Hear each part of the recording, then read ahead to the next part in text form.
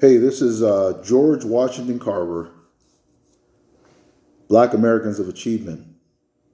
It says scientist and educator.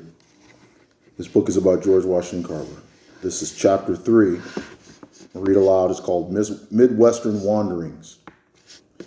The move to Fort Scott, Kansas in 1878 took George Carver, probably 13 years old, nearly 100 miles from his birthplace.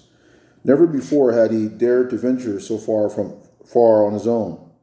When Moses and Susan Carver learned of his decision, he later recalled they were indignant and feared for his delicate health. George, though, was determined to broaden his horizons beyond the little corner of Missouri he already knew so well. After arriving in Fort Scott, the young Carver quickly discovered the value of the domestic skills he had honed in the households of Susan Carver and Mariah Watkins. In exchange for cooking and doing housework, he found room and board at the home of a blacksmith named Felix Payne. Carver earned spending money by working at a grocery store and taking in laundry from guests at the local hotel. He also furthered his thirst for education by entering school. It was not long before Carver again felt compelled to move. This time, however, the circumstances that made him decide to leave were far more terrible than dissatisfaction with the quality of the education he was receiving. Rather, his stay in Fort Scott brought him face to face with a grisly lesson in race relations that haunted him for the rest of his life. On March 29, 1879, a black man accused of raping a 12-year-old white girl was taken into custody and imprisoned at the county jail in Fort Scott. That night, a mob of white men stormed the jail and hauled the prisoner outside. With a rope around his neck, they dragged him through the streets, strung him up from a lamppost, and brought the public lynching to a savage climax by setting fire to the body. A huge crowd, of which the 14-year-old Carver was a member, witnessed the brutal vigilante action. Although more typical of the South than of the Midwest, this kind of scene became all too familiar to blacks during the next few decades. Whenever and wherever these lynchings occurred, the message was the same. White extremists were telling blacks that whites made the rules and that established racial boundaries should never be crossed. Even many so-called respectable citizens approved of lynchings as a way to keep the former slaves in line. As the editor of the Fort Scott Daily News noted, had this been done quietly, no one could have been found to censor, but the unnecessary savagery of burning could well have been omitted. Carver's reaction to what he saw in Fort Scott was to get out of town as quickly as possible. As young as I was, Carver stated more than 60 years later, the horror haunted me and does even now. Fortunately for Carver, the next several years in Kansas brought him happier memories. He continued his education in Olathe near Kansas City, where he lived with a black couple, Ben and Lucy Seymour. He then stayed briefly in nearly Paola before traveling 150 miles westward to rejoin the Seymours at their home in Minneapolis, Kansas. In 1880, while attending the mostly white high school there, he made many friends who encouraged him in his long quest for knowledge. He supported himself by opening a laundry in a tumble-down shack in a ravine known as Poverty Gulch. In addition to nurturing his proven botanical skills, he developed an interest and skill in both painting and music. One unhappy note marred these years. In 1883, Carver saw his brother Jim for the last time. That summer, George traveled by train to Missouri to visit Jim and the Carvers. Shortly after returning to Kansas, George received the news that Jim had died of smallpox. George, who had always been known as the frail one, would outlive his more robust and active brother by many years. Although Carver declared years later that he had finished his high school work in Minneapolis, it is not clear whether he actually received a diploma. In any case, by 1884, he was out of school and on the move again. This time he landed in Kansas City, where he worked for several months as a typist and stenographer in the telegraph office. Carver had hardly quenched his thirst for knowledge, however. In 1885, he applied by mail to Highland College, a small Presbyterian school in Highland, Kansas. The college accepted him. However, when he arrived for registration, he was met with severe disappointment. Seeing that he was black, the college refused to admit him. Okay, next part of this chapter is called homesteading. The degree of bitterness and frustration Carver felt at this setback can only be guessed.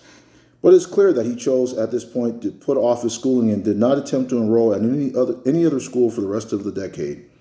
He remained in Highland for a while, doing domestic work for the Beelers, a white family who owned a fruit farm outside of town. Then in 1886, he decided to try his hand at something completely new, homesteading. In making his decision, Carver may have been himself followed in his foster father's footsteps. Moses Carver had built a good life for himself and his wife, and subsequently for Jim and George, by clearing and farming attractive land in frontier Missouri. George Carver may well have thought that by doing something similar, he could also prosper. Certainly, given his skills with plants, tilling the soil must have seemed like a logical thing to do. Carver learned from the Beeler family about new settlements on the plains of west central Kansas. One of the Beeler's sons had gone to that area some years before and had opened a store in Ness County. His store then became the center of a community named after him.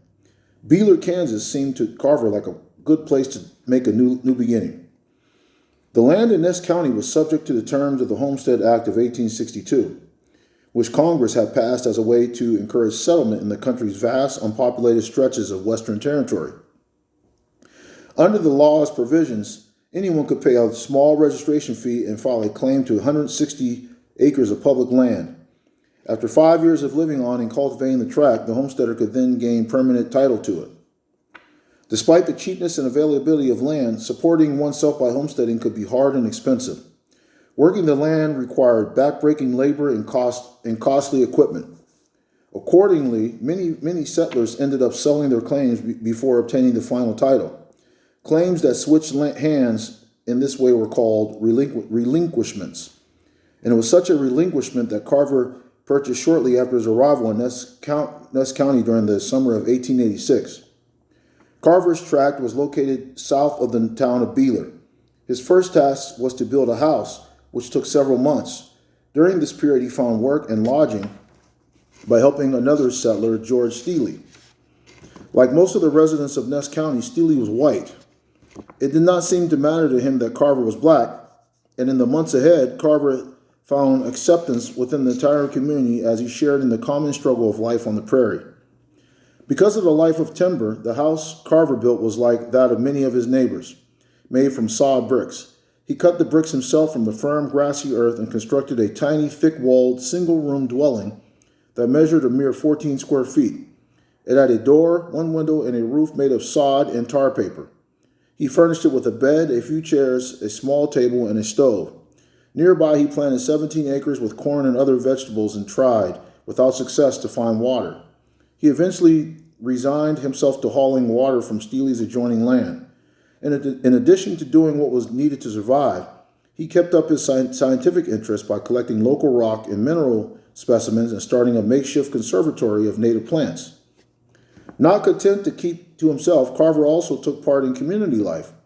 He joined the local literacy society, played the accordion, which he had taught himself to play, at community dances, and took his first art lessons from Clara Duncan, a local black woman who had previously taught at the college level. His white neighbors soon recognized him as one of the most gifted and knowledgeable residents of Ness County. Years later, after he had left the area and had become famous, he still corresponded with a number of people he had befriended during his stay in Beeler.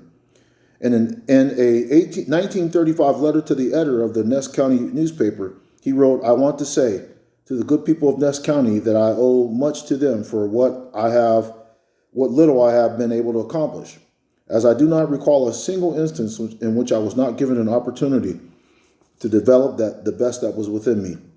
For all of Carver's attachment to the people of Ness County, his ultimate destiny was not in making a life as a Kansas sodbuster.